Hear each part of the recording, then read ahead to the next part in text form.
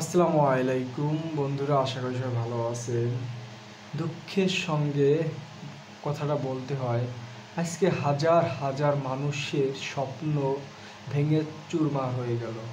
হ্যাঁ, আপনি অবশ্য বুঝতে পারছেন যে মালয়েশিয়া যাওয়ার জন্যে অনেক ভাই ব্রাদার আত্মীয় স্বজন তারা অনেক টাকা ঋণ করে বিদেশে যাওয়ার জন্য তারা অনেক চেষ্টা করেও আজকে ব্যর্থ হয়ে পড়ছে।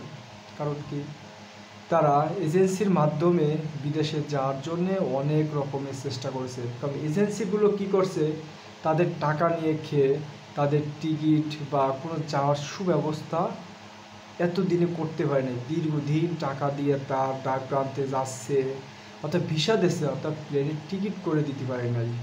এবং অনেকজন আছে যা গরু ছাগল বিক্রি করে, জমি বিক্রি করে, মা বাপ মা বোনের তাকে স্বর্ণ বিক্রি করে টাকা জমা দিছে। কিন্তু সেই স্বপ্নটা আসলে কি স্বপ্নই থেকে গেল, স্বপ্ন বাস্তবতা হলো না। দেখলাম অনেক মানুষ যা এয়ারপোর্টে বসে আছে যে কখন তার এজেন্সি তাদের একটা টিকিট দেবে, সেই টিকিট দিয়ে মালয়েশিয়া যাবে, কিন্তু সবার তার কপাল হলো না। আসলে দায় কার? কে নেবে? এই হাজার মানুষের স্বপ্নগুলো যে ভেঙে তছনছ করে দিল, এই দায় কেউ কি নিবে? আর এটা নেয়ার তো প্রশ্ন কেউ করবে না।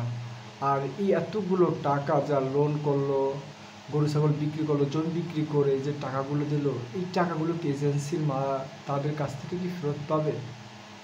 খুব কষ্ট লাগে আসলে আজকে এয়ারপোর্টের দিক তাকালে, যে হাজার হাজার মানুষ ওখানে ভিড় করতেছে। কিভাবে সেটা মালয়েশিয়া যাবে? এ দেশকে রেমিটিস পাঠিয়ে দেশকে উন্নত করবে, তা আর তাদের স্বপ্ন থেকে গেল।